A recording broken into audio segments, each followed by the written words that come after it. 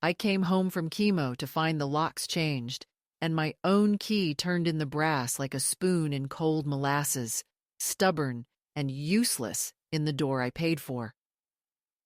I didn't drop the tote bag the nurse had given me, or the paper cup that still tasted like metal on my tongue. I stood there with the ridiculous hospital bracelet grazing my wrist bone and the scarf I tie for nausea slipping at the nape of my neck. And I told myself not to rattle the knob because I am 76, and the woman who rattles a knob when it refuses her is the woman they point to later and call confused. And I am not confused. I am tired. I am lined like an old map. I am missing a little hair and a lot of patience. But every tile in the entry and every window latch and the stubborn back gate that swells in April belongs to a life I earned with 40 years of mortgage checks and patchwork and Sunday afternoons spent repairing what other people were too busy to notice. And so I breathed once, slow, the way the respiratory therapist taught me. And I looked at the new deadbolt that did not match the handle I chose in 1998 after my husband died. And I painted this door the color of a green bottle, because grief needed something to lean on. I am not a stranger. I am the woman who hauled box fans into this hallway during a heat wave, who replaced the air filters when my son forgot, who fed every cat that wasn't ours and kept a ledger so the city wouldn't fine us for a fence that leans like an old man listening.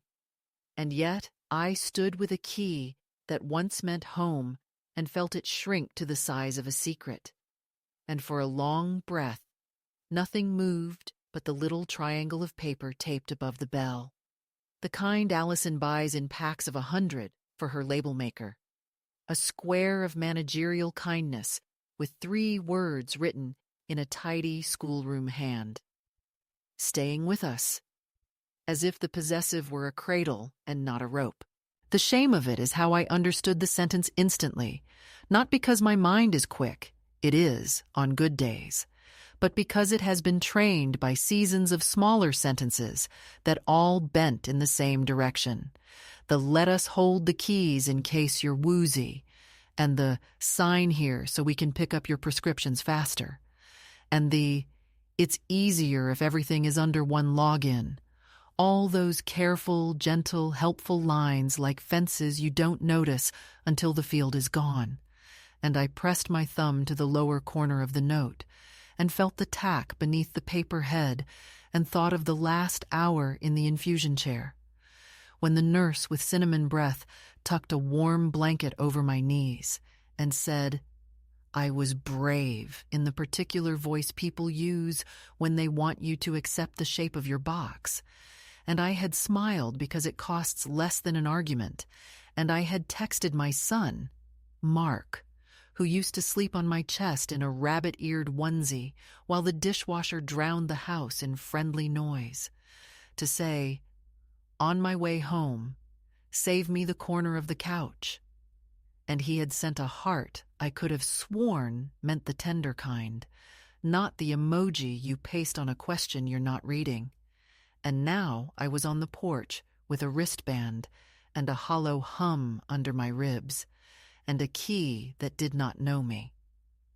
The afternoon was the sour kind that comes after rain, when the sun looks like it changed its mind, and the bougainvillea I wrestled into life in 2003 had thrown a new pink flare over the mailbox like it didn't care what we called safety or family or authority.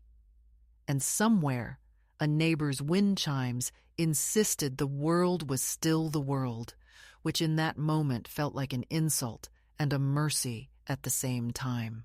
I am 76. I live in the house I bought in 1982 with a teacher's salary and a husband's overtime and a savings envelope hidden in a flour tin.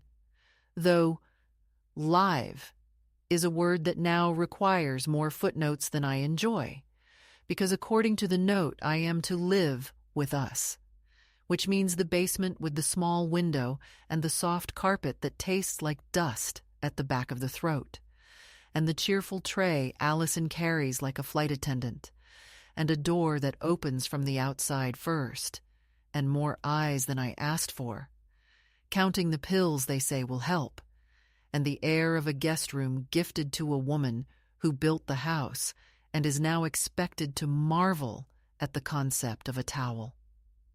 I did not hand them the original deed because I am old, not foolish, and somewhere between my third and fourth round of chemo, between the morning I woke on the sofa with a blanket I didn't ask for, and the afternoon my son asked for the spare key, just in case, I remembered that paper with my name stained into it like a leaf under glass, the paper that lives in a cookbook with grease on its spine and my notes in the margins.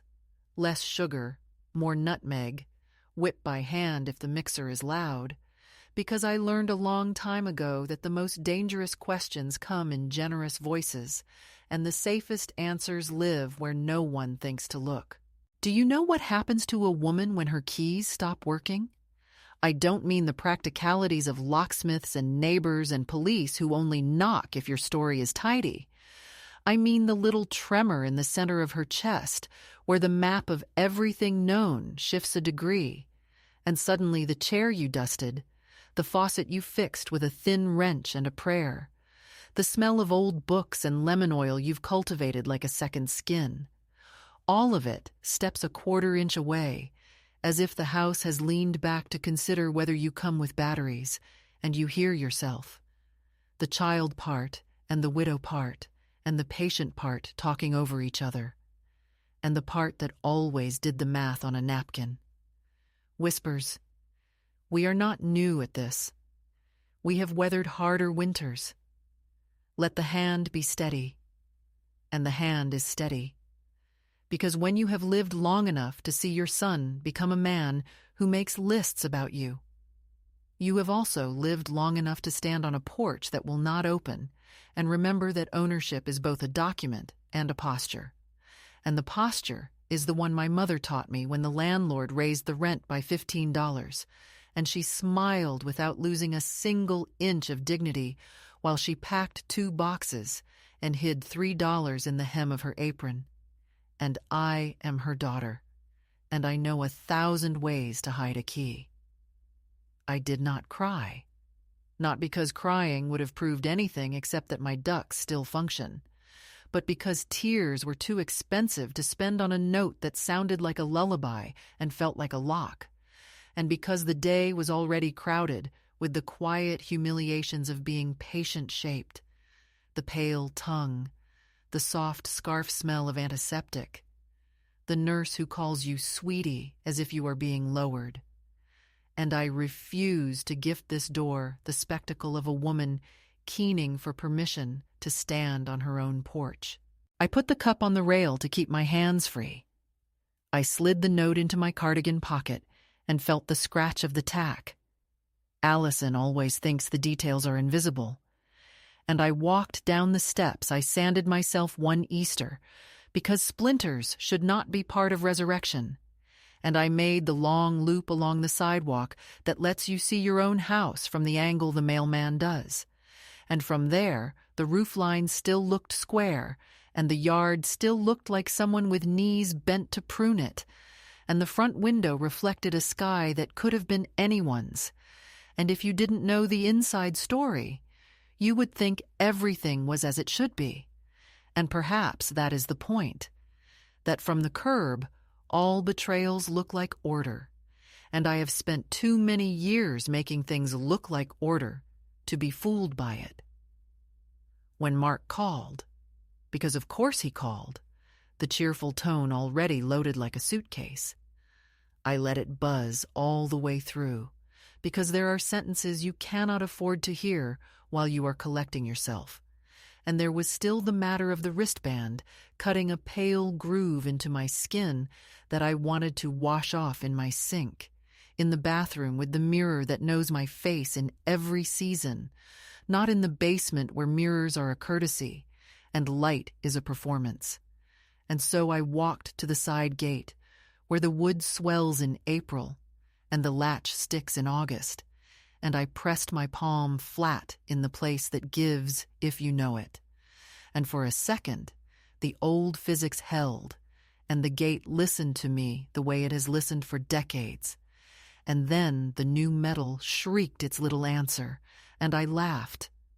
Not because anything was funny, but because laughter is a tool I keep in the front pocket of my spirit for exactly this brand of nonsense.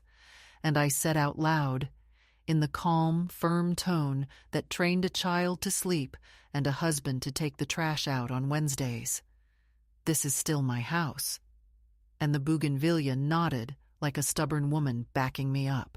I suppose this is where I tell you who I am, not because my name will save me, it won't, but because names are a way of placing weight on the side of the scale that keeps you human.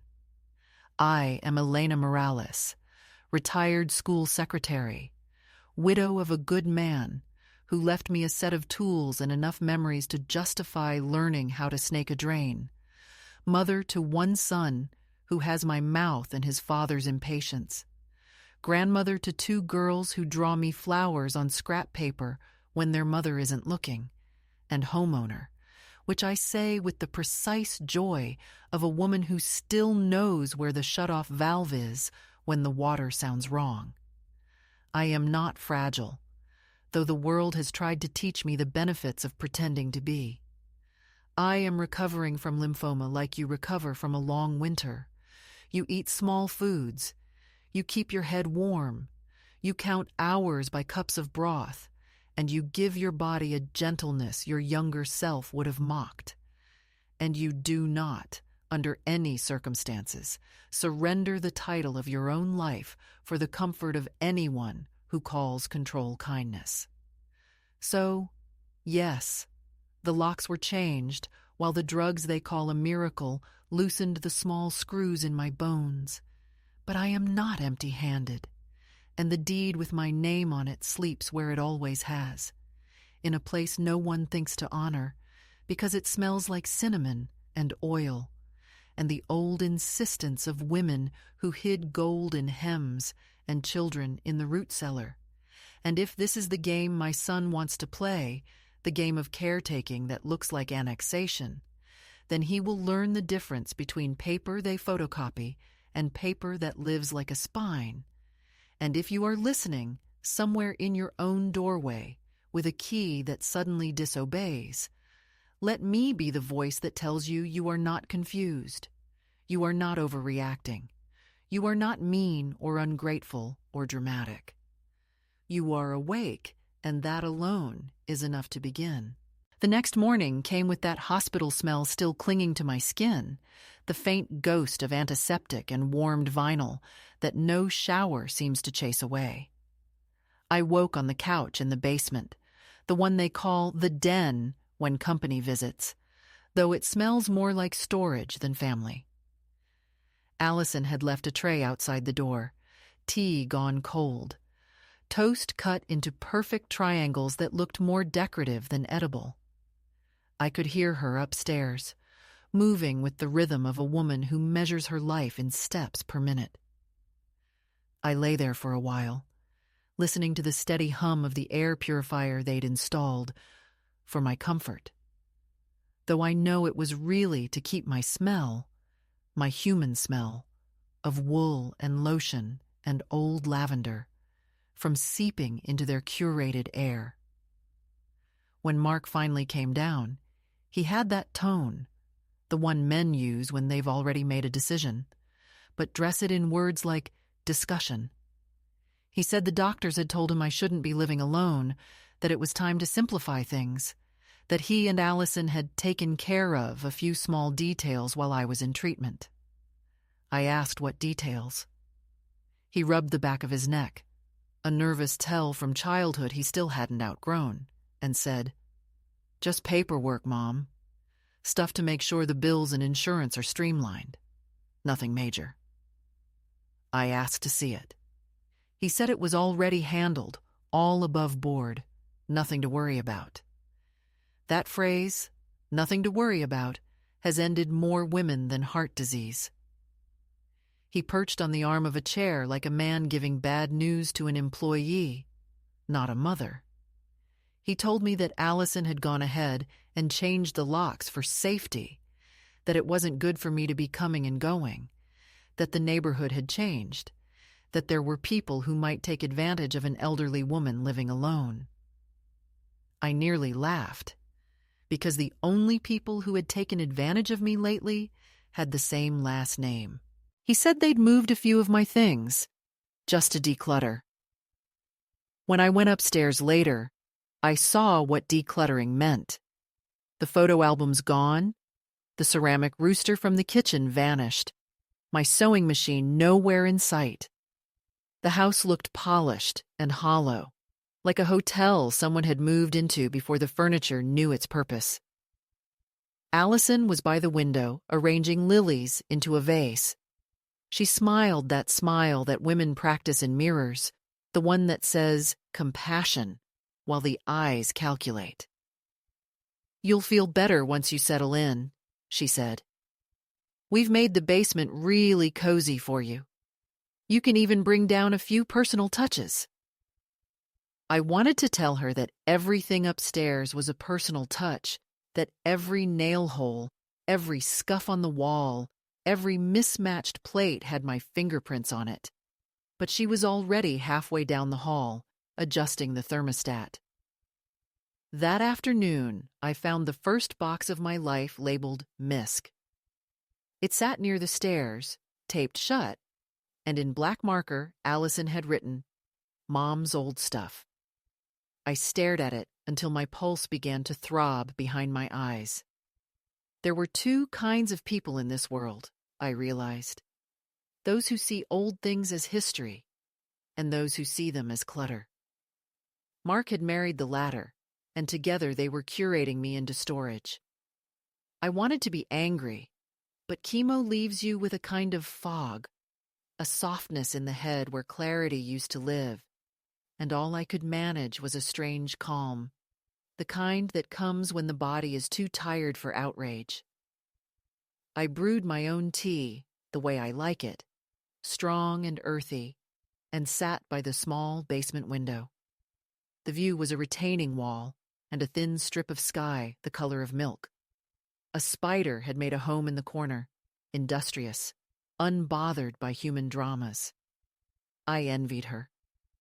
In the days that followed, Allison perfected the art of managing me. She began to speak in the third person about my needs. She should rest more, she'd tell the nurse. She forgets her medication sometimes. I wanted to protest, but the energy it took to argue felt too precious. One evening, I overheard her on the phone. She was telling someone about the house, about our plans. Her voice was low but excited. "Once we get the deed updated," she said, "we can look into listing options. The market's still strong." Listing options. I stood behind the door, gripping the frame to keep from swaying. My mouth went dry. They weren't just tidying up my affairs. They were preparing to erase me from the map entirely. That night I couldn't sleep. I stared at the low ceiling and counted the faint marks in the paint, constellations of other people's work. Every time I closed my eyes, I saw their hands on my house, his tightening bolts, hers arranging furniture, both of them building a life that didn't include me. Around 2 a.m, I got up and went to the laundry room. My hands needed something real to touch. I opened the dryer, still warm from Allison's cycle of baby towels, and folded them carefully, just to feel control over something, even if it wasn't mine. There was a kind of bitter tenderness in it, how care can exist even in captivity. When I was done, I stood there listening to the water heater hum and told myself aloud, "You still own this place." My voice sounded strange in that tiled room, a woman talking to her ghost. The next morning, they acted as though nothing had happened. Mark offered to drive me to Chemo, cheerful, solicitous. I said I could take a cab, but he insisted, saying he wanted to spend some time. The drive was quiet, only the soft, rhythmic click of his turn signal and the occasional sniff when he cleared his throat. He parked outside the clinic but didn't come in. "I'll run some errands," he said. "I'll be back by the time you're done." I nodded. The nurses greeted me by name. They always do. Inside, everything smelled of saline and resignation. I sat in the chair, the IV line threading into the crook of my arm like a borrowed vein, and watched the drip count out seconds of my life. When the treatment was over, I felt hollowed but steady, the way you do when your body has survived another small betrayal. Outside, the car wasn't there. I waited on the bench, a little shaky but patient. After 20 minutes, I called. No answer. After 40, I called again. Finally, Allison picked up. "Mark had to take care of something at the house," she said. "Just take a taxi, okay? I'll cover it." Her voice was light, but something in the way she said "the house" made my stomach twist. The house, not our house. The house. When I reached home, my home, the taxi driver helped me up the steps because my knees were jelly. That was when I saw the new locks, gleaming like fresh teeth, and the note taped to the door. It was written on one of Allison's pristine index cards, the kind she uses for grocery lists and positive affirmations. The handwriting was perfect, rounded, childish almost, as if she were apologizing to a teacher. "Staying with us now is best. We'll bring your things later. Rest up. M&A." The civility of it was the worst part. They had turned my eviction into a Hallmark message. I stood there until the taxi driver asked softly if I was okay. I told him yes, that my son had just made a mistake. He offered to wait, but I waved him off. After he drove away, I sat on the porch step, the cool air stinging my face, and tried to believe it was temporary. People make mistakes. Doors can be opened. Families fight and forgive. I told myself all those things because they're what you tell yourself when the truth would fracture you too fast to survive. An hour later, Mark texted, "Mom, please don't make a scene. We're doing what's best for you. You'll thank us when you feel stronger." I stared at the screen until the words blurred. Somewhere in the house behind that locked door, my things were being sorted, reduced, decided. The world outside went on, dogs barking, mail trucks humming, life performing its ordinary noises. I walked around to the back gate, thinking maybe the old latch still knew my touch. It didn't. The new metal caught, slick and cold, indifferent. I leaned against the fence and remembered the first time I opened it.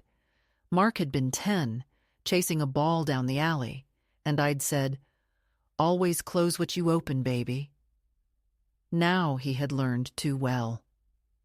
I sat in the garden chair by the fence, the one he once called rusted junk, and watched the dusk gather.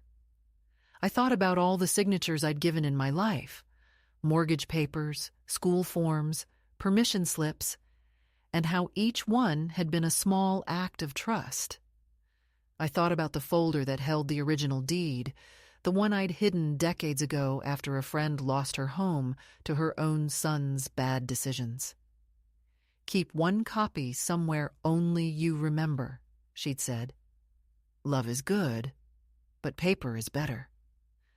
For years it had been nothing more than superstition, an old woman's paranoia.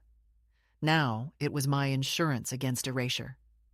When the streetlights came on, I rose slowly, every joint protesting, and walked to the edge of the yard. Through the window, I could see the faint glow of the kitchen lights, the silhouettes of Mark and Allison moving easily in my space. She handed him a glass of wine. He laughed. The sound hit me harder than the chemo ever had. I turned away, swallowing the metallic taste that rose in my mouth. Tomorrow, I thought. Tomorrow I would find the strength to do something about it. Tonight, I would rest. I would let the hurt settle into bone where it could no longer surprise me.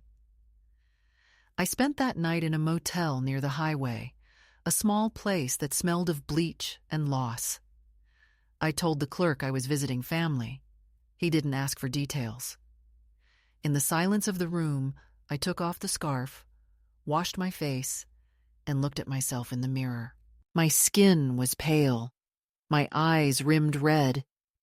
But under the hospital pallor, I still recognized the woman who had once painted her own porch, who'd argued with a banker, who'd stood at her husband's grave without falling, the woman who kept the real deed.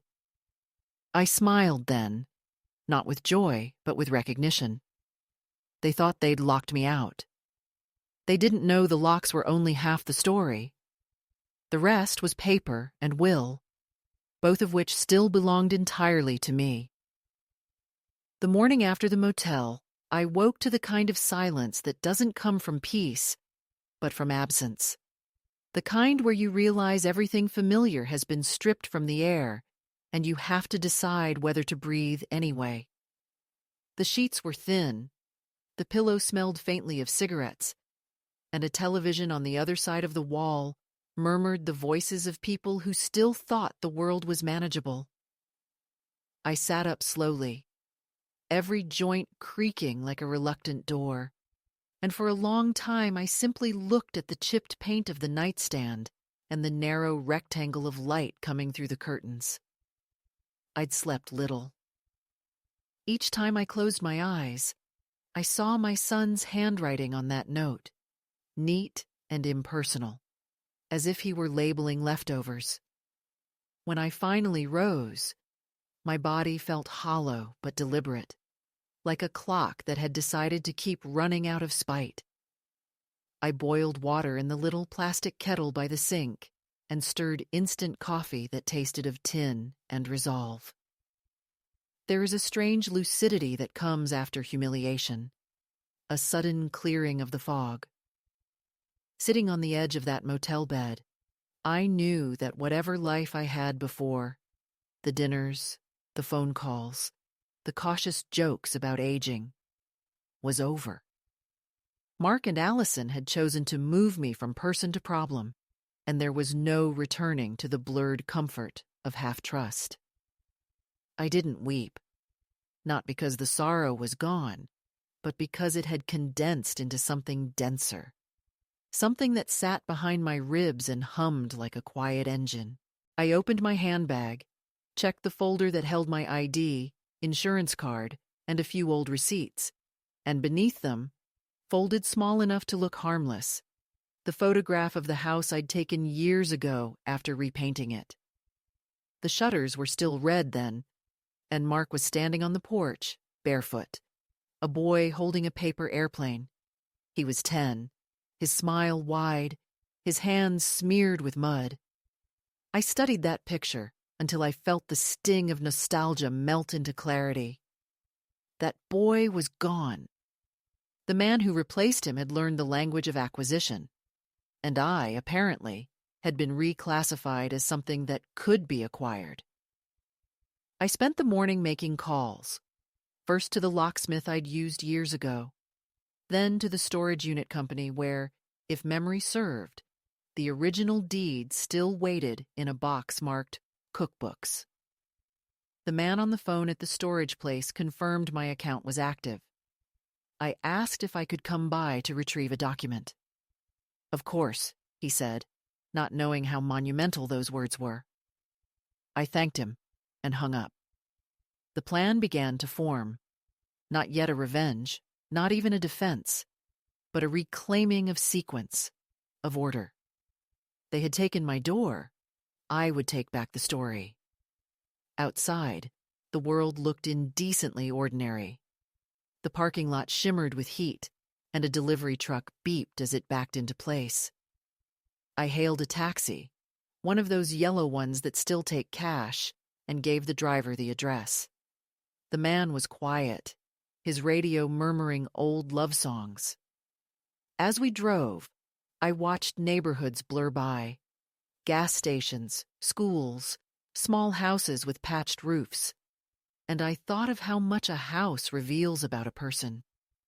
Not the architecture, but the way curtains are drawn, the care or carelessness of a garden, the chair left slightly askew after someone has risen. My house had always spoken of usefulness rather than elegance. I'd never cared for perfection, only for function and warmth. It struck me then how my son had grown allergic to both. He wanted a house that looked curated, not lived in, because lived-in things remind you of mortality, and he was too frightened of decay to see the beauty of survival. The storage unit was exactly as I remembered it. A row of metal doors stretching under the gray sky like ribs. The attendant, a young woman with chipped nail polish, handed me the key and asked if I needed help carrying anything. "No, thank you," I said. "I know exactly what I came for." Inside, the air was stale but familiar, thick with the smell of cardboard and dust. My unit was small, barely the width of a single-car garage. I unlocked it, rolled up the metal door, and was greeted by the sight of boxes stacked like old soldiers waiting for orders. The handwriting on the labels was mine, careful, looping, precise. Winter clothes, tools, cookbooks. I went straight to the third box, knelt on the concrete floor, and cut the tape with my house key. Inside, beneath a stack of stained recipe cards and an old bundt pan, lay the envelope. Yellowed at the edges, but sealed tight. My name, written in the confident blue ink of a younger woman, stretched across the front. Property title, 1982. I held it to my chest and closed my eyes. The sound that escaped me was not a sob, but something closer to a sigh. The exhale of a diver breaking the surface after too long underwater. I left the storage facility with the envelope tucked inside my bag like a relic. The taxi driver looked at me in the mirror once, maybe curious, maybe sensing the small tremor of victory in my shoulders, but he said nothing. Back at the motel, I spread the document on the bed and read every line as if I were reading scripture.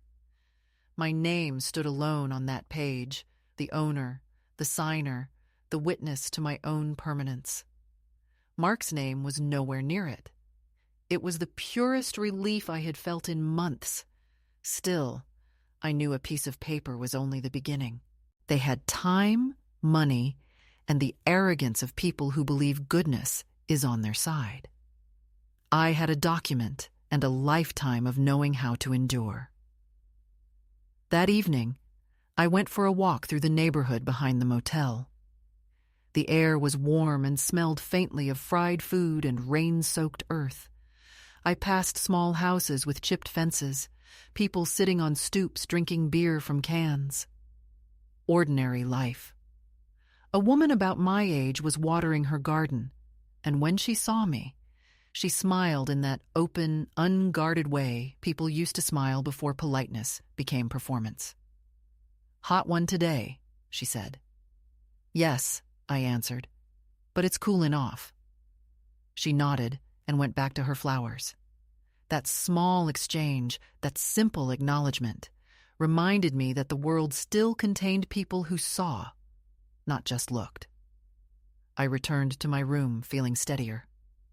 Over the next few days, Mark sent more messages, each one an escalation wrapped in concern. "Mom, please don't worry. We're taking care of everything." Then, "We need to make some legal updates for your protection." And finally, "If you keep this up, you'll force us to involve someone. We just want what's best for you." I didn't reply. Silence is the only weapon that doesn't require ammunition. Instead, I called the bank, the electric company, and the county clerk. I confirmed my accounts, my name, my ownership. The woman at the clerk's office, kind and methodical, told me that no property transfers had been filed. I thanked her and hung up. My hands trembled slightly as I did, but it wasn't fear. It was the rush of control returning. By the third night, the motel walls began to feel too close. I wanted air that wasn't recycled through a vent. I walked to a diner a few blocks away, a place with cracked vinyl booths and a waitress who looked like she'd seen every type of heartbreak. I ordered soup and coffee, and when she asked if I was traveling, I said yes, though I wasn't sure from where or to where. "Well," she said, pouring the coffee, "wherever you're headed, may it be worth the gas." It was such an ordinary blessing, but it landed deep. As I sipped my coffee, I thought of Allison's voice, soft but metallic, saying words like transition and long-term planning. I wondered what kind of woman she must be to believe she could rearrange another woman's life and call it care. Maybe she believed her own story. Maybe she thought of herself as merciful. People like her always do. They confuse control for compassion because both make them feel powerful without the guilt of admitting it. Mark, though, he was the one who disappointed me because he knew better. Because once, when he was small and shy, he would crawl into my bed after a nightmare and whisper, "Don't let them take me, Mama." And I would whisper back, "No one ever could." I had kept that promise for decades. I never thought I'd have to keep it from him. The next morning, I woke early, packed my few things, and checked out of the motel. The clerk asked if I'd be back. "No," I said. "I've got somewhere I need to be." Outside, the sun was pale, the kind that makes you squint but doesn't warm you. I took the bus across town, the one that stopped a few blocks from the old courthouse. I walked slowly, my legs unsteady, but my purpose solid. Inside the courthouse, everything smelled of paper and old carpet. I approached the information desk and asked about property verification. The clerk, a middle-aged woman with glasses sliding down her nose, looked up at me and said, "You'll need the recorder's office down the hall, second door on the left." Her voice was brisk but kind. At the recorder's office, I handed over my documents. The young man behind the counter examined them carefully, typing my name into the computer. After a moment, he looked up. "Yes, ma'am," he said. "You're still the sole owner. No recent filings, no liens, nothing pending." I nodded slowly, the words washing over me like warm water. "Could you make me a certified copy?" I asked. "Of course." He printed the papers, stamped them, and slid them across the counter. The heavy ink seal gleamed like armor. When I stepped outside, the air felt different, sharper, cleaner. I clutched the envelope to my chest and stood for a moment on the courthouse steps. A man passing by smiled politely, assuming I was just another elderly woman taking her time. He didn't know he was walking past someone who had just taken her life back inch by inch, document by document. I didn't go home that day. Not yet. I wasn't ready to face the sight of that house with its new locks and foreign laughter. Instead, I took the bus again, aimless this time, watching the city unspool outside the window. Somewhere between the shopping center and the park, a calm settled over me. They had my furniture, my linens, my dishes, but I had the one thing they couldn't counterfeit: proof. Proof of ownership, yes, but also of endurance. The paper in my bag was more than a deed. It was a record of every sacrifice that had built that house, every late night balancing checkbooks, every time I said no to myself, so my son could have yes. That night, I found another motel, cheaper and smaller. I didn't turn on the television. I spread the certified copy of the deed on the bed again. placed my hand over my name, and whispered, "Still mine." The words steadied me. For the first time since the locks changed, I slept without dreaming. In the morning, I would begin to think about what came next. Lawyers, maybe, or letters. But for that night, I let myself exist in the quiet truth that they hadn't won, not yet, and that the woman they tried to box into a basement had already slipped out, carrying the one thing they couldn't touch. Her name, inked in permanence, unmarred and alive. The morning I decided to act began without ceremony. A dull light seeped through the thin motel curtains, the kind of half-hearted daylight that cannot decide whether to reveal or protect. I made coffee in the chipped mug left by some previous tenant, drank it standing up, and stared at the folder on the table. The deed lay inside, its edges worn but its authority intact, and beside it, the certified copy, crisp and new. I kept touching them as if to confirm they were real, that my life had not become one long hallucination of possession and loss.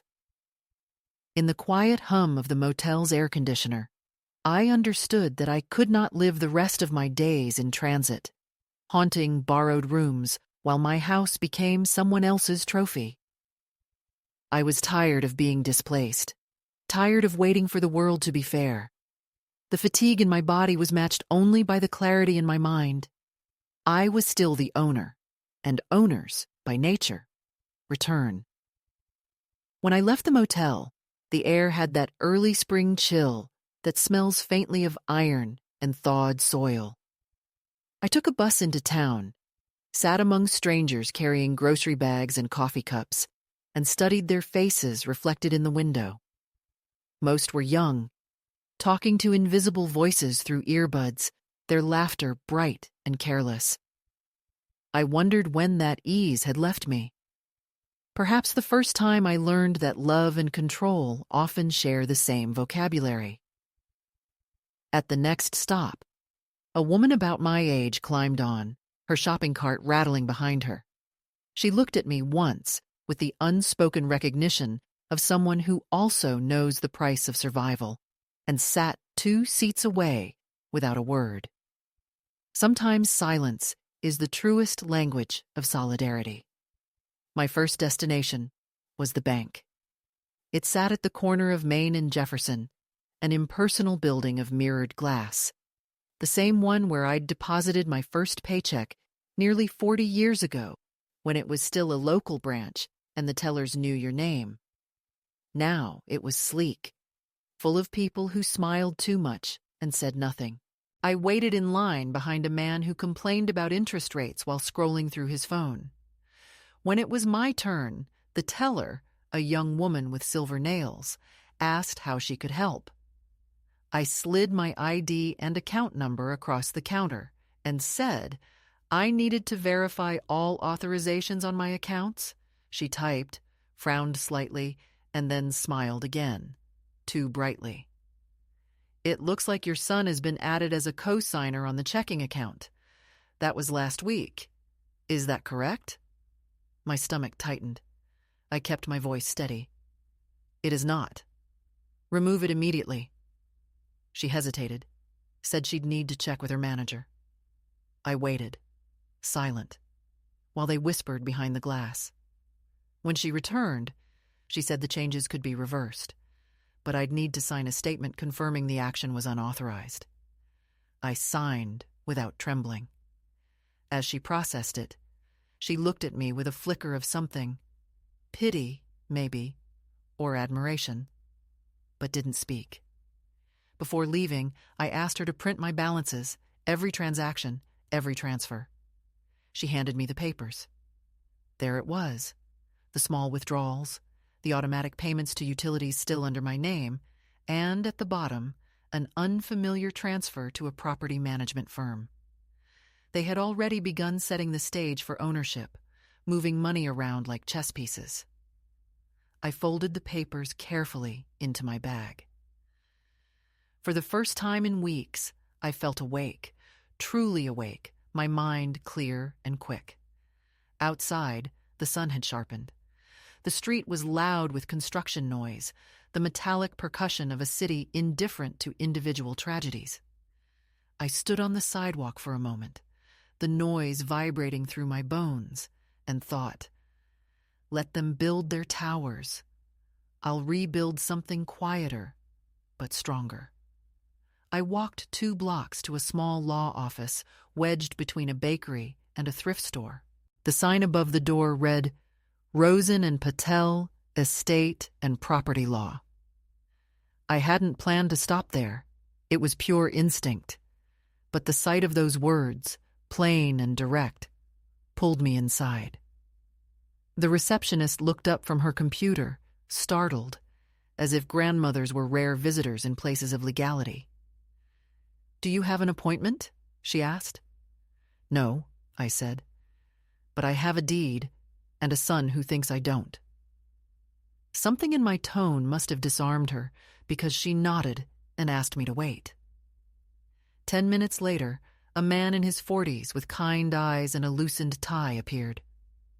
I'm David Patel, he said, shaking my hand. Tell me what's going on. I told him everything, not theatrically, but with the quiet precision of someone used to keeping records. He listened without interrupting, taking notes occasionally, but mostly watching my face, perhaps trying to measure whether the story belonged to madness or to injustice. When I finished, he nodded slowly. You've got more leverage than you think, he said. As long as you hold the original deed and there's been no recorded transfer, the property is legally yours. What they've done so far, changing locks, moving you out, accessing accounts, falls into what we'd call coercive control. It's not easy to prove intent, but you have documentation, and that matters.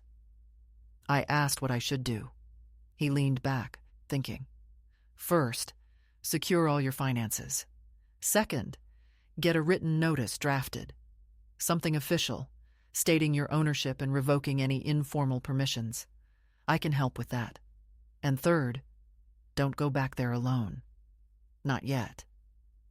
There was a pause while he printed some forms. The hum of the copier filled the room. You're not the first, he said quietly. We see this more than you'd think. Children who mistake inheritance for entitlement. It's an old story. I met his eyes. Old stories still ruin new lives. He smiled, not kindly, but in solidarity. I signed the retainer, left him a copy of the deed, and stepped back into the sunlight with a new piece of paper in my bag. A formal notice of ownership, sealed and dated. It was a strange thing, the way bureaucracy could feel like deliverance. I walked until my legs trembled. Found a small park with a bench under a jacaranda tree. The blossoms had begun to fall, carpeting the ground in purple confetti. I sat and watched children chase each other through the petals, their laughter rising like a promise that the world, despite everything, continues. For a moment, I let myself imagine the life I might build if I were brave enough to leave the old one behind completely. A small apartment, maybe, somewhere near the coast, a place with light and quiet, where no one could reduce me to a responsibility. But the thought of my house pulled at me like a gravity too strong to escape. It wasn't just walls and beams. It was the geography of my life.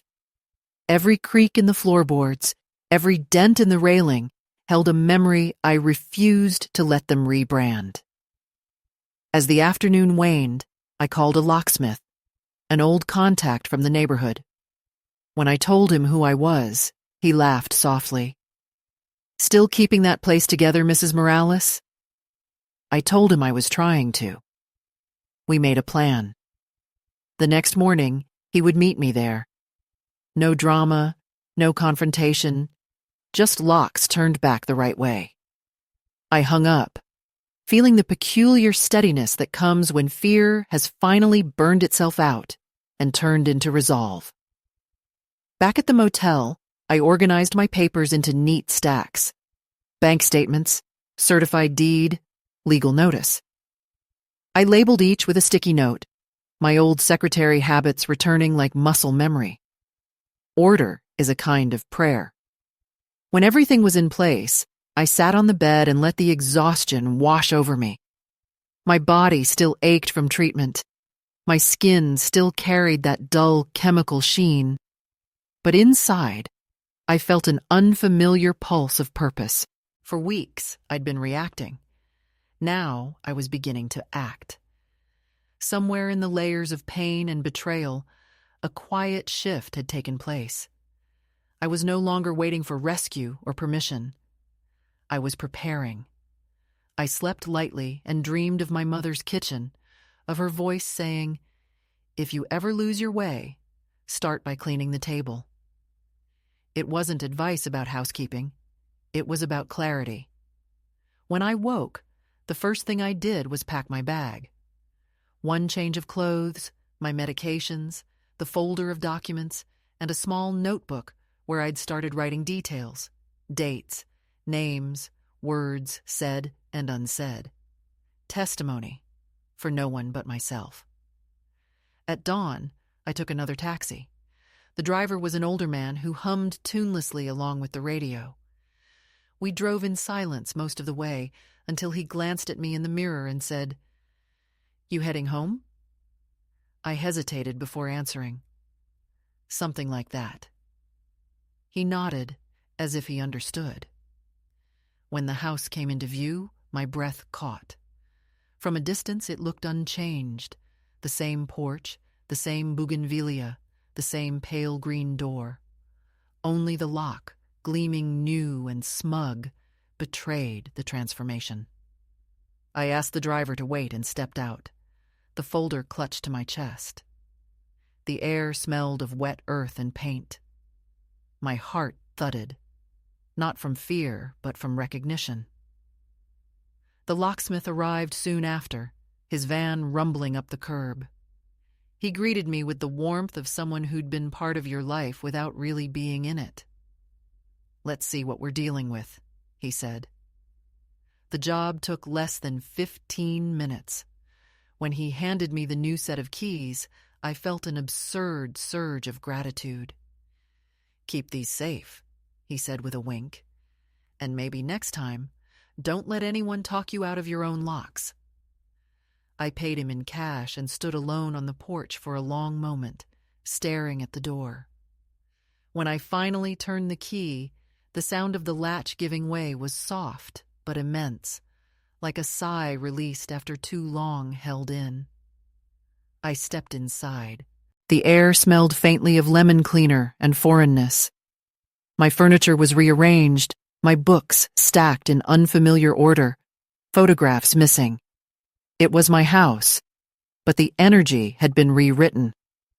I walked slowly through the rooms, touching surfaces, reclaiming them by contact. In the kitchen, a vase of fresh lilies sat on the counter. Allison's touch. I removed them, poured the water down the sink, and set the empty vase aside. The small act felt defiant and holy. Upstairs, the nursery door stood half open. Inside, the crib was gone, replaced by boxes labeled storage. On one wall, a single hook remained where the picture of Mark at 10 used to hang. I placed my hand against the cool plaster, remembering the boy he had been, the one who once built forts from couch cushions and begged me not to let the monsters get him. The cruel symmetry of it all made my throat ache. He had become the monster, not out of malice, but out of inheritance, of fear, of need, of the terrible illusion that control equals safety. I sat on the edge of the bed and whispered into the empty room, "I forgive you, but I will not yield." When I left that afternoon, the house looked unchanged from the street. Yet inside, it had shifted back by degrees toward its rightful shape. I locked the door behind me, the new key warm in my palm, and felt a strange, quiet balance settle in my chest. I was still sick, still weary, still old, but for the first time in months, I was no longer lost. I walked down the steps without looking back. The battle ahead would not be loud. It would be a slow, deliberate reclaiming, and I had just taken the first step. The days that followed my quiet return unfolded in a kind of suspended clarity, a twilight between old order and the inevitable confrontation. I moved through the house like someone relearning a language she herself had once invented. Every step, every gesture felt both familiar and estranged. I brewed coffee in my kitchen again, though the mug was wrong. Too small, too white, chosen by a hand that did not understand how mornings require heft and warmth. I walked the hallway, touched the banister I had polished for decades, and felt under the varnish the slight groove where my husband's ring had always brushed it. I opened drawers and found things missing or displaced. The good scissors gone, my recipe box replaced by a set of takeout menus, the sewing basket hidden behind cleaning supplies. There was a kind of petty cruelty in their reordering, the subtle violence of erasure performed with polite hands. And yet, the quiet of the house was not peaceful, but waiting, as though the walls themselves anticipated the next move. I spent those first nights sleeping lightly, listening to the hum of the refrigerator and the restless ticking of the hallway clock, feeling like a trespasser in the geography I had built. The call came on the third morning. I had just finished watering the plants, those that had survived Allison's aesthetic pruning, when my phone buzzed. Mark's name appeared on the screen, familiar and foreign at once. I let it ring twice before answering. His voice was soft, deliberate, rehearsed.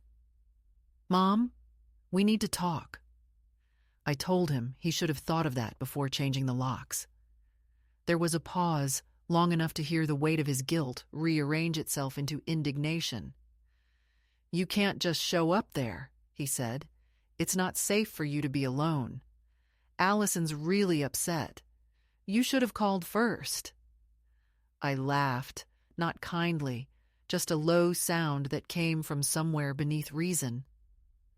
"You changed my locks, threw out half my life, and now you're asking for appointments?" He exhaled sharply. "It's complicated, Mom. You're sick, and we were trying to make things easier. The doctor said stress." I cut him off. The doctor didn't say to rob me. For a long moment there was silence. Then his voice, smaller. "You're being dramatic." I could hear Allison whispering in the background, coaching him like a ventriloquist. I hung up before he could continue. An hour later, there was a knock on the door. I didn't have to look through the window to know it was them. The rhythm of that knock, firm, entitled, certain, was unmistakable. I let them wait a full minute before opening. Mark stood there, jaw tight, eyes darting over my shoulder, as though to confirm that I had not yet wrecked the decor. Allison lingered behind him, her smile brittle. "We were worried," she began. "We didn't know where you were, and then the neighbors said—" I stopped her with a raised hand. "I don't care what the neighbors said.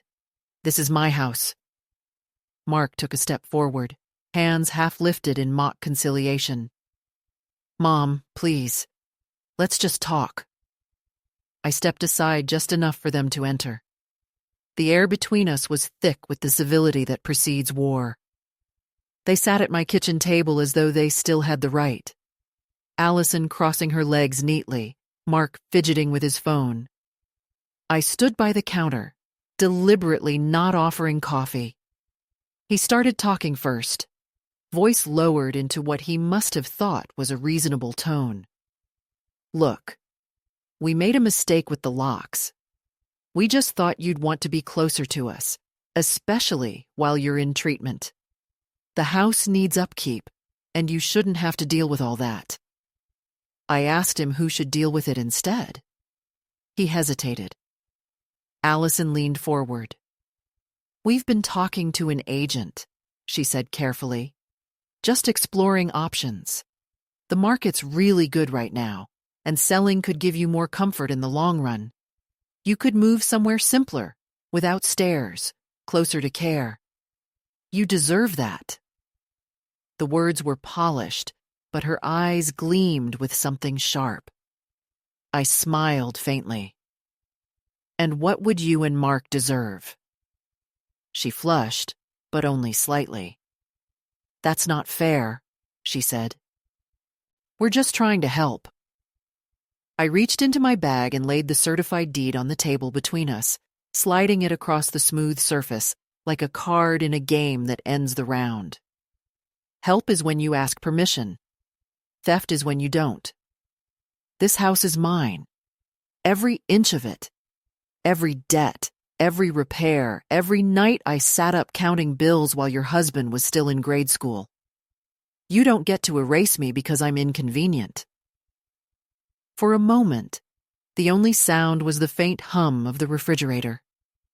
Mark stared at the paper as though it might change if he looked long enough. Allison shifted in her chair, then reached for her purse. "We didn't mean it that way," she murmured. "But this isn't healthy. Maybe we should have someone mediate." I almost laughed again. "You already did. The locksmith, the bank teller, the realtor. How many mediators do you need before you admit what you were doing?" Mark's face hardened. "You can't talk to her like that," he said sharply, his voice rising. "She's been taking care of everything while you—" I cut him off again.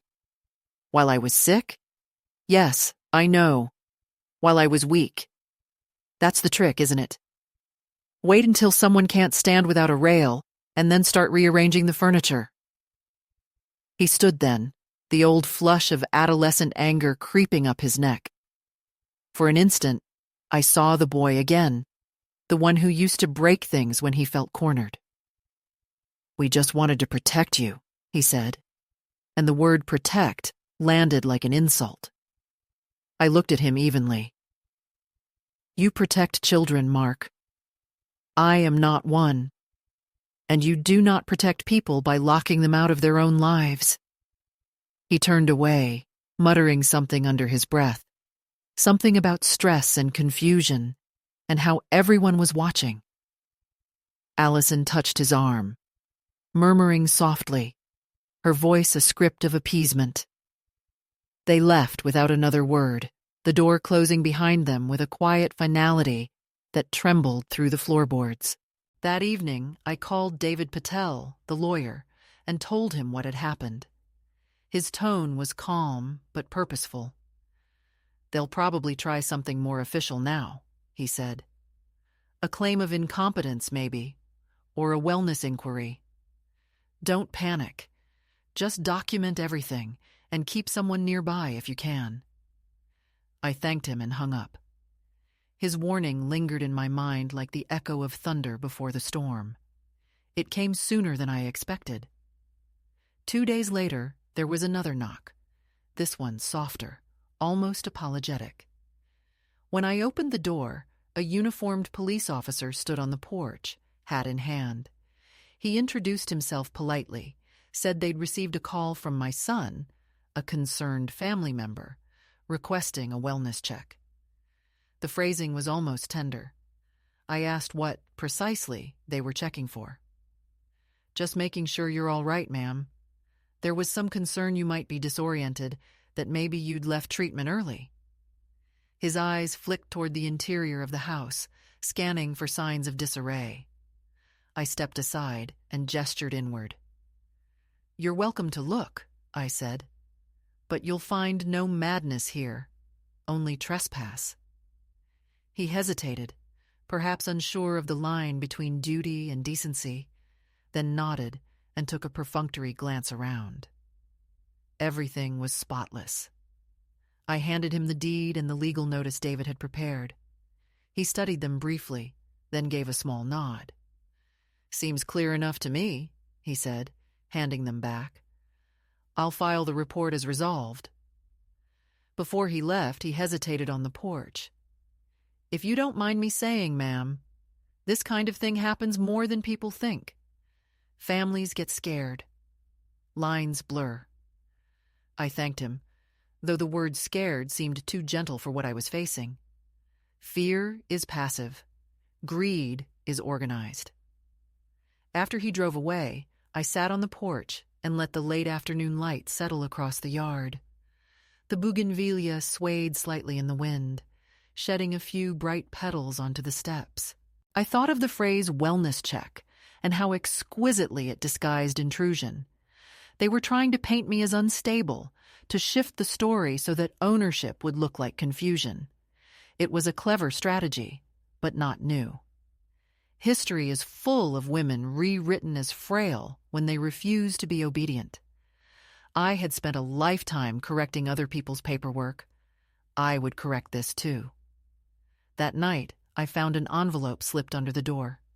No stamp, no signature, just my name in Allison's tidy, looping script. Inside was a letter, printed neatly, as if formality could soften its cruelty. It said that, given my recent instability, Mark and Allison had decided it was best for me to move into an assisted living facility for my safety. They claimed to have already made arrangements, even paid a deposit. The tone was heartbreakingly polite. I read it 3 times, then placed it on the table, smoothed the edges, and smiled to myself.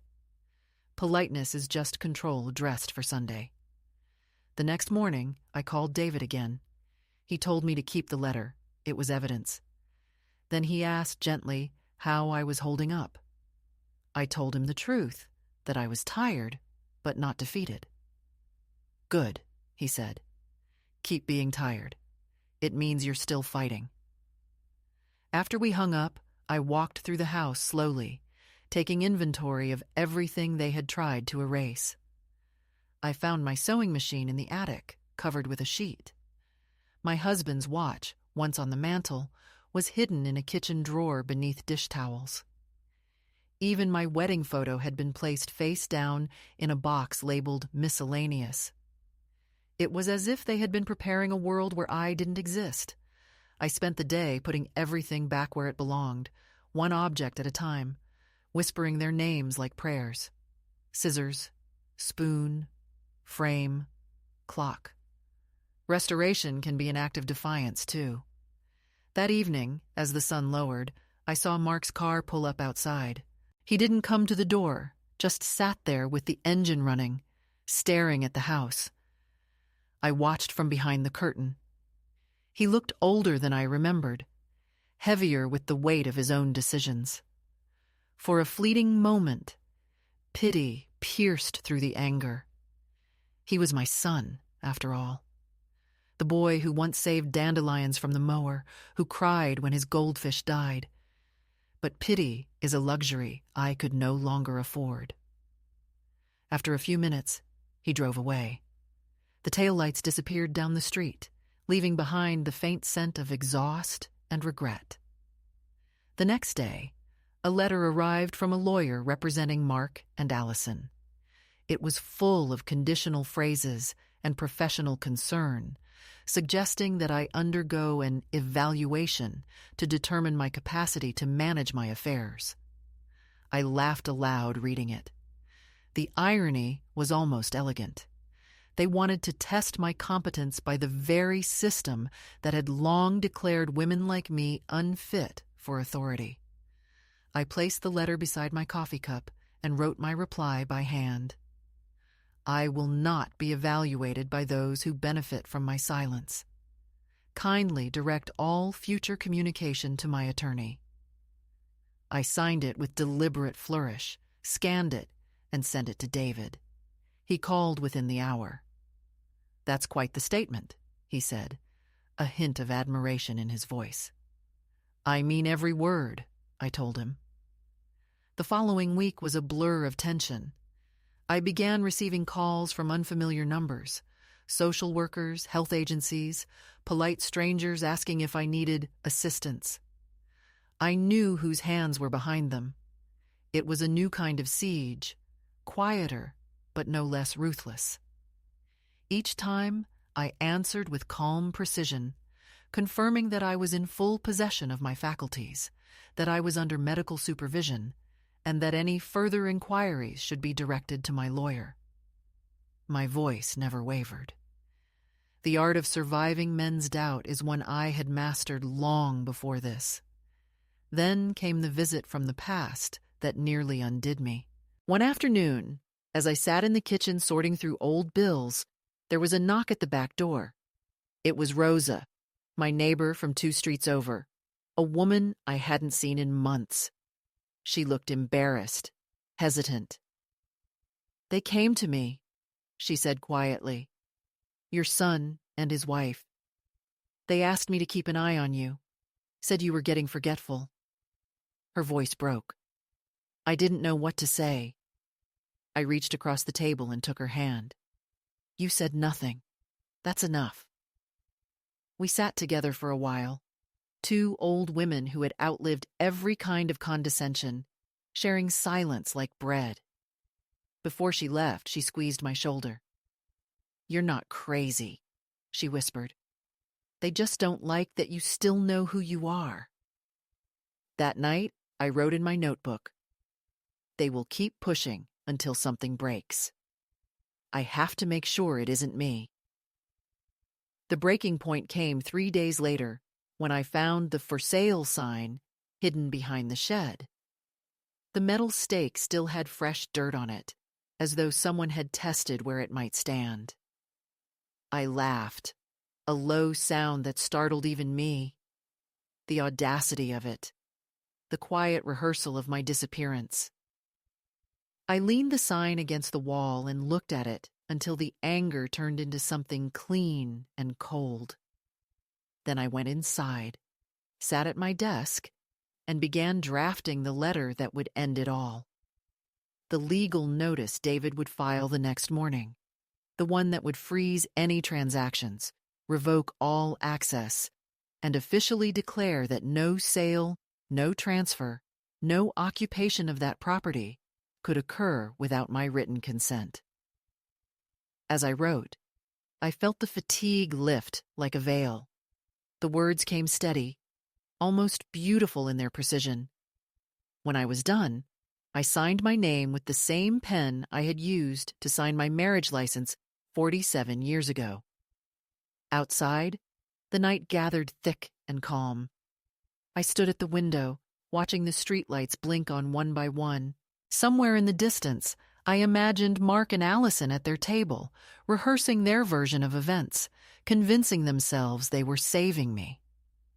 They would never understand that love built on conquest always collapses under its own weight.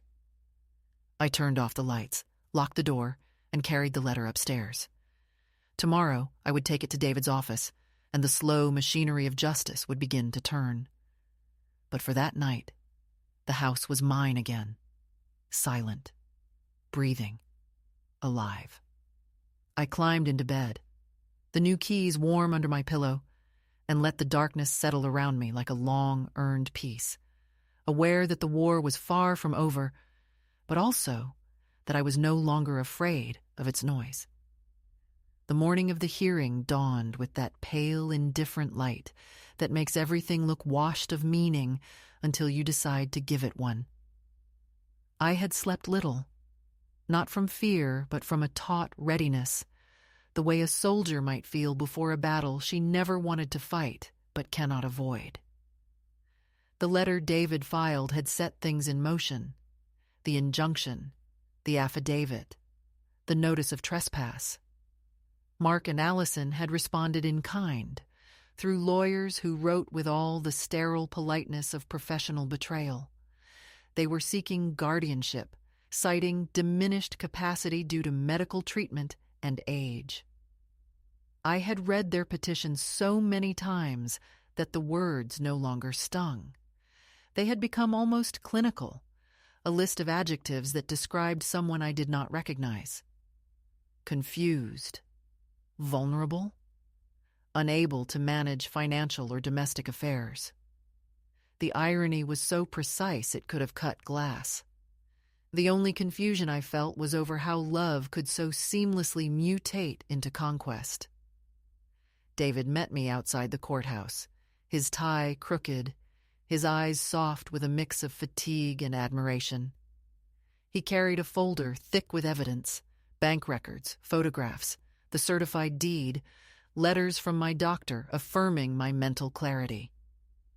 "You ready?" he asked, and I nodded. "I was born ready," I said, meaning not courage, but endurance.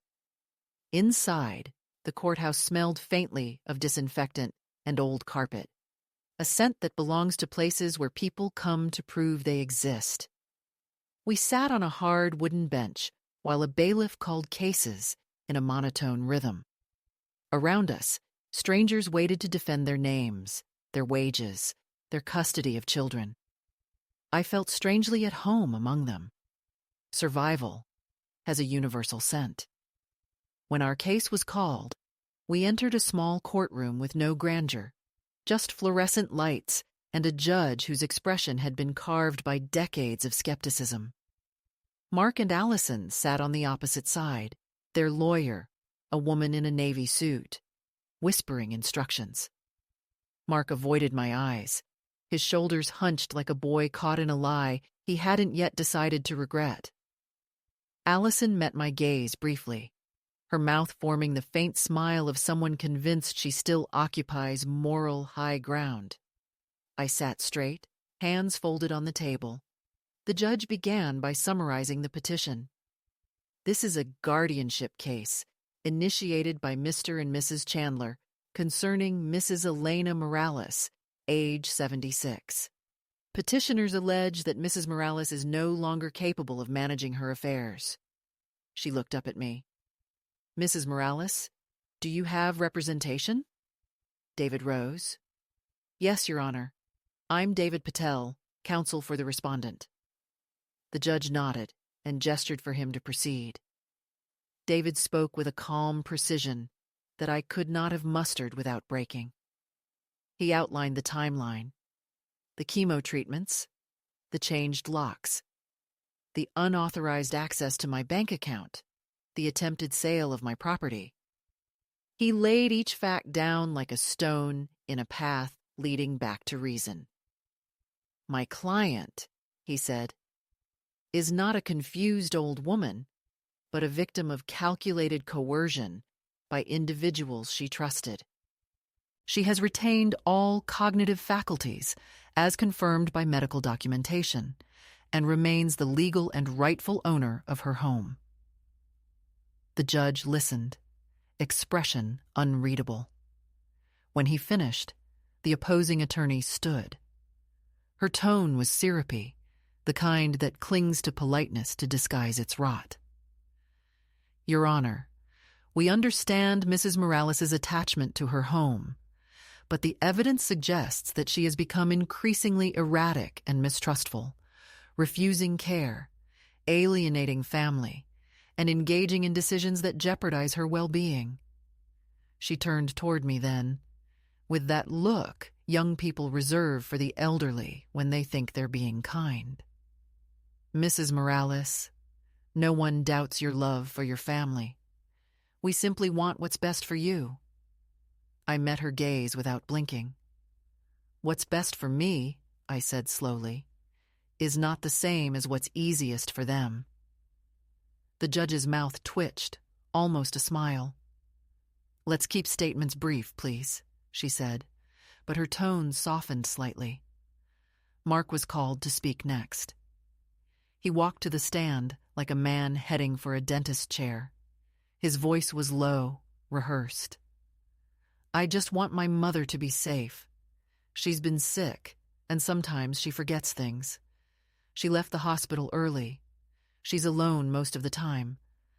I thought moving her in with us would help." The lawyer prompted him gently. "And did she agree to that arrangement?" He hesitated, glancing at Allison. At first, yes, but then she got paranoid. The word hung in the air, absurd and intimate. My heart gave a single sharp beat, not of fear, but of recognition. Paranoid. The word men have always used when women notice too much. When it was my turn, I stood slowly, aware of every pair of eyes on me. The bailiff swore me in, the Bible cool against my palm, and I took the stand. My hands were steady. Your Honor, I began, I have been many things in my life: a wife, a mother, a school secretary, a widow, a cancer patient. But confused is not one of them. My son did not protect me. He dispossessed me.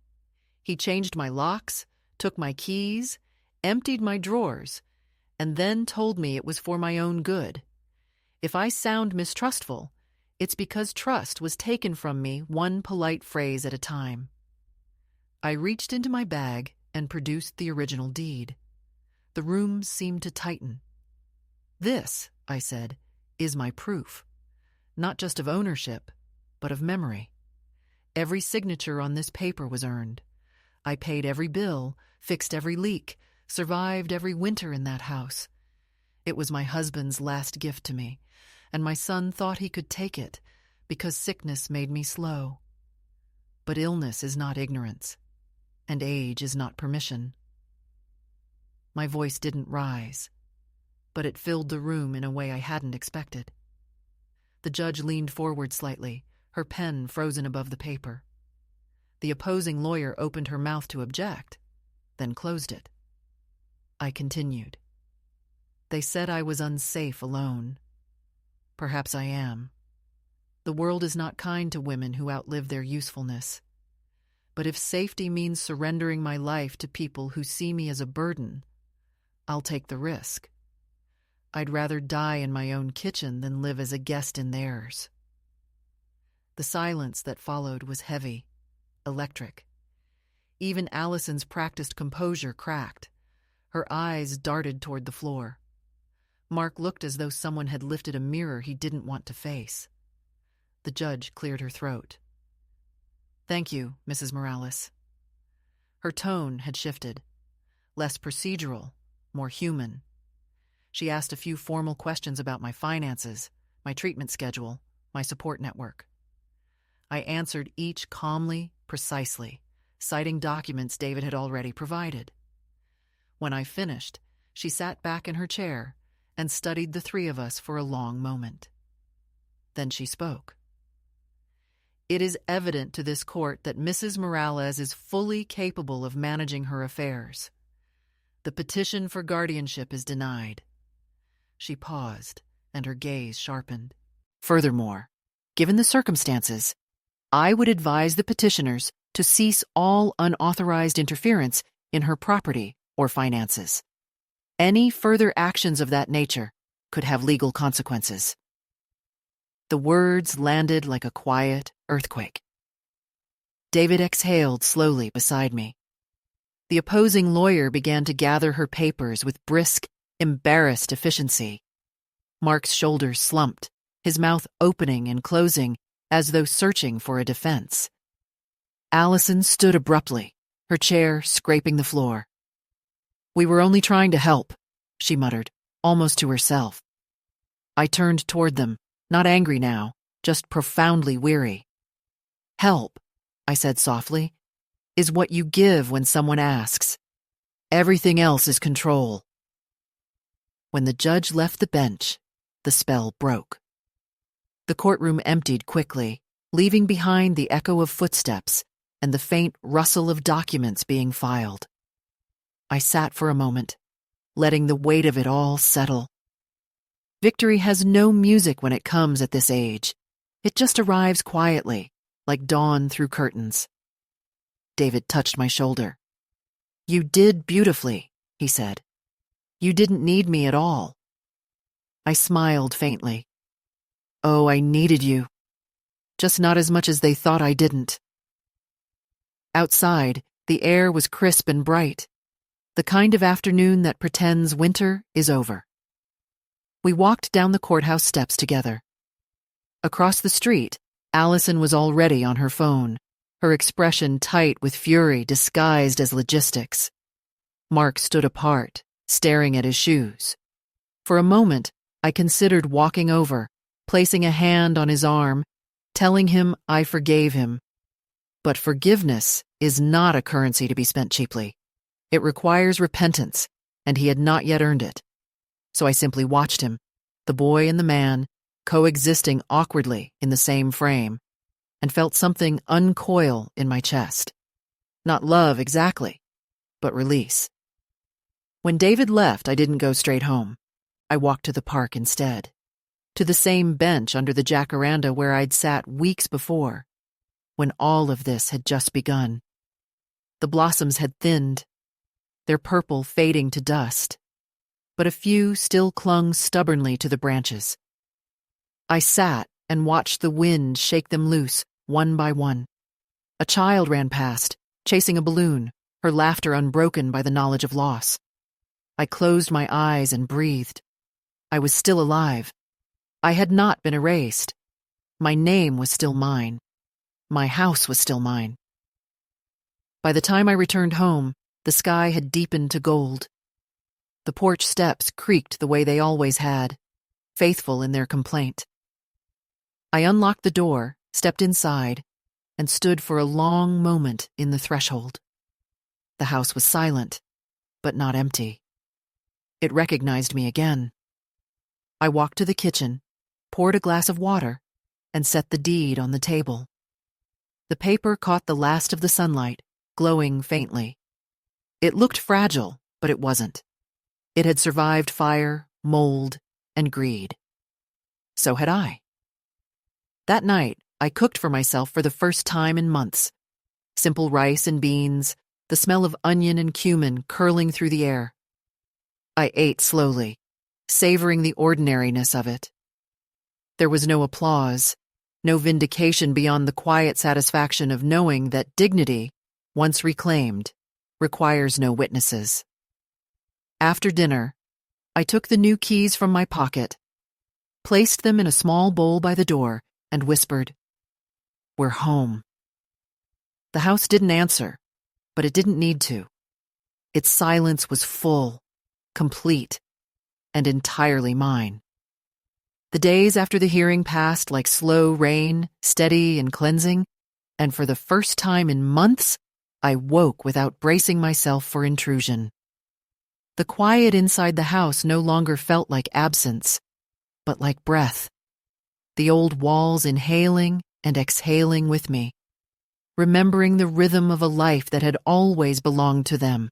I moved through the rooms with deliberate slowness, touching the corners of tables, the frames of doors, the places that had once been rearranged by foreign hands. The furniture had not forgotten where it came from. Everything seemed to lean back toward me, as if grateful to be called by its true name again. I cleaned the house not because it needed it, but because reclaiming order is a kind of prayer.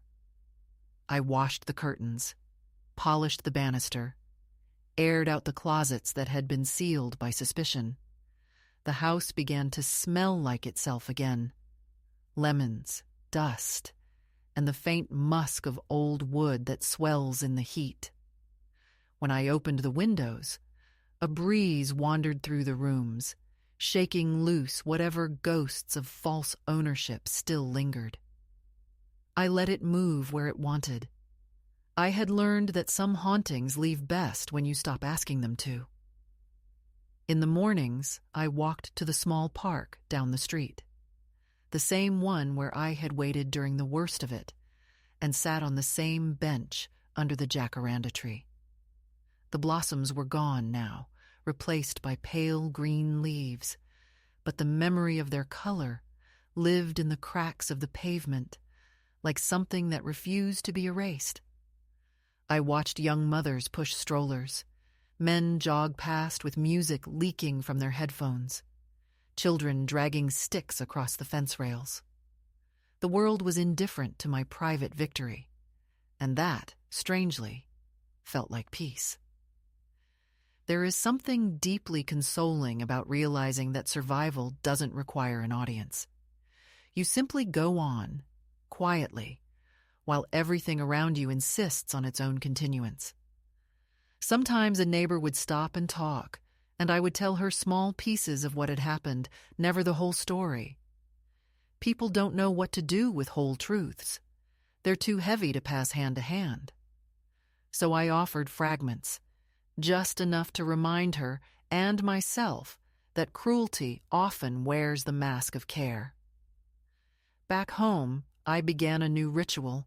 Each afternoon, after my walk, I sat at the kitchen table and wrote letters to myself.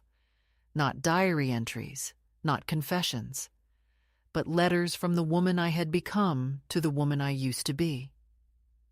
I told her she had done well, that she had endured without bitterness, that her softness had not been her undoing, but her camouflage.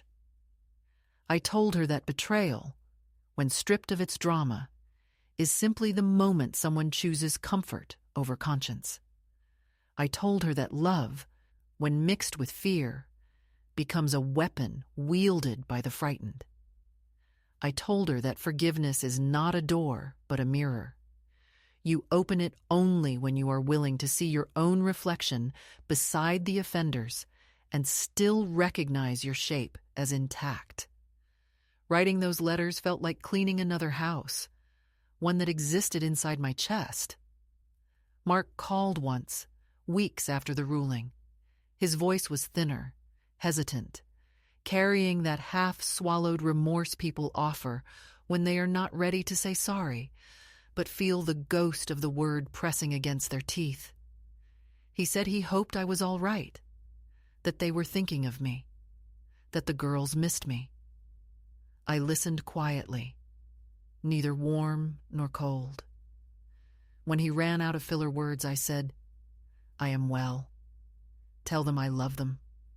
Take care of yourself." It was not forgiveness, but it was space. The kind of space that lets new air enter without choking on the old. We have not spoken since, and that is fine. There are wounds that heal best in distance, like skin that grows smooth only when you stop touching it. The chemo ended around the same time. My body, though scarred and slow, began to feel like mine again. I could taste food, sleep through the night, laugh without coughing. One morning, I caught my reflection in the mirror and realized that I no longer looked like someone surviving. I looked like someone alive. The scarf came off for good that day. I folded it carefully, placed it in a drawer with the other relics of the fight, and promised myself I would not wear pity again, even from my own hands. The oncologist said remission, and though the word sounded clinical, like a pause between storms, it carried a lightness that reached the deepest part of me. I thanked her, not only for the medicine, but for her patience when I insisted on signing every form myself. She laughed and said, "I never doubted you were in charge." I smiled. Neither did I, though there were days I nearly forgot it. With strength returning, I began to remake my days around smaller, gentler ambitions. I reopened the sewing machine and mended the dress I had worn to court, not out of necessity, but as an act of reclamation. Stitch by stitch, I felt something mend inside me too.